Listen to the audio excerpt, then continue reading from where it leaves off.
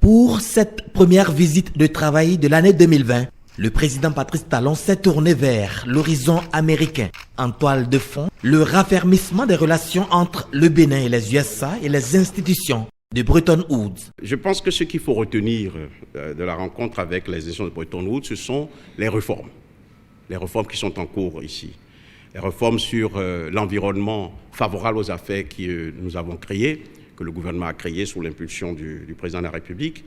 Les réformes qui ont permis d'alléger, de réaménager les lois de travail dans notre pays, qui ont donné un peu plus de flexibilité aux entreprises. Et le bilan qu'on fait, c'est que depuis que les lois ont été allégées, il y a beaucoup plus d'investisseurs qui se sont engagés, il y a beaucoup plus d'entreprises qui créent des emplois dans ce pays-là. Les chiffres sont surprenants, ils sont positifs. Pour ce qui concerne la SFI, vous savez qu'un événement majeur a eu lieu en 2019. C'est que la SFI a ouvert un bureau au Bénin, dans les locaux de la Banque mondiale.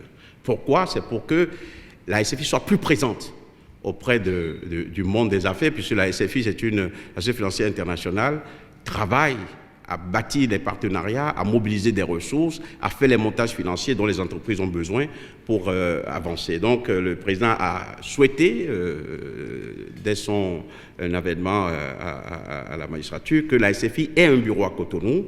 Ce vœu a été concrétisé l'année dernière et le président leur a demandé de renforcer l'équipe qui est à Cotonou et de faire en sorte que les secteurs prioritaires que sont le tourisme, l'énergie, mais aussi l'organisation du marché de gros.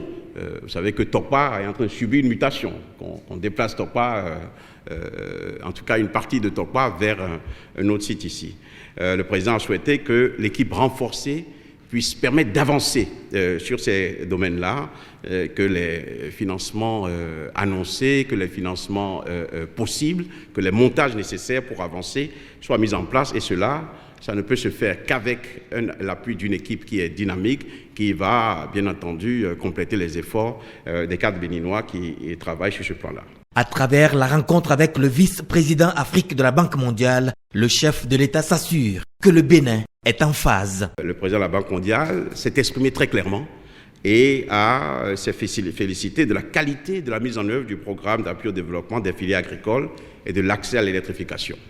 Vous avez suivi son interview, je ne vais pas m'étendre outre mesure là-dessus, mais c'est important de savoir que nous avons utilisé de manière optimale les ressources de l'IDA 18 et que nous sommes en bonne position pour l'IDA 19 qui va être approuvé incessamment pour compléter nos financements. C'est à un point où je pense que des institutions comme celle-là, lorsque des pays font des performances qui sont au-delà de ce qui est attendu, ces pays sont encouragés, parce que la Banque mondiale, c'est une banque d'abord. C'est une banque, ce n'est pas une institution de philanthropie, c'est une banque.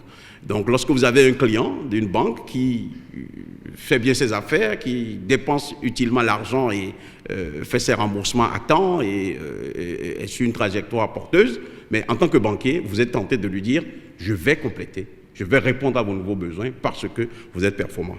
Et cela, c'est le mérite à la fois de la politique économique de notre pays, c'est le mérite du leadership du président et des ministres qui sont en charge de ce secteur-là. Je veux nommer le ministre d'État chargé du plan et le ministre de l'économie et des finances.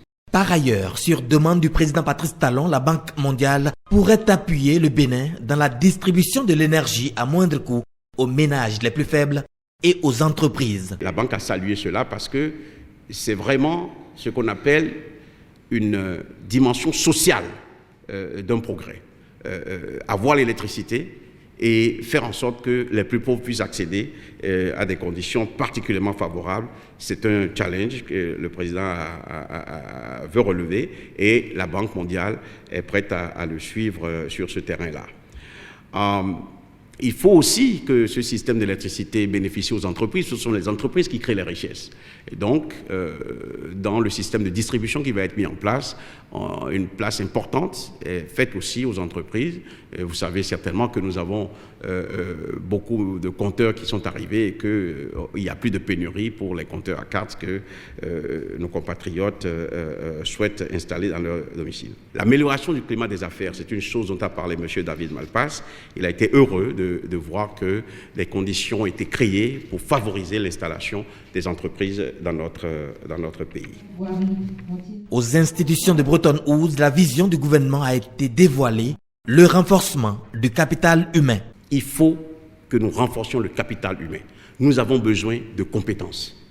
L'expertise coûte cher, mais si nous avons notre expertise, si nous avons des Béninoises et des Béninois qui sont formés, qui sont très bien formés, nous réduirons le coût que nous payons à l'expertise extérieure et nous allons pouvoir évoluer normalement.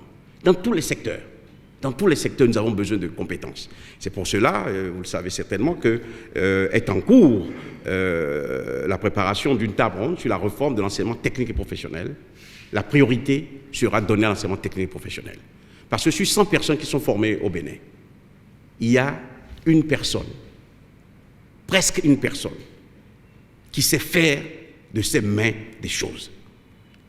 Notre système éducatif, c'est trop basé sur des généralistes, des gens pointus dans des sciences abstraites, des gens pointus dans des sciences sociales. Je ne dis pas que ce n'est pas important, le gouvernement ne dit pas que ce n'est pas important, mais à l'étape de notre développement aujourd'hui, nous avons besoin de ce que les anglophones appellent des doers. La visite en terre américaine a accouché de plusieurs autres résolutions et les efforts du gouvernement ont été salués de toutes parts.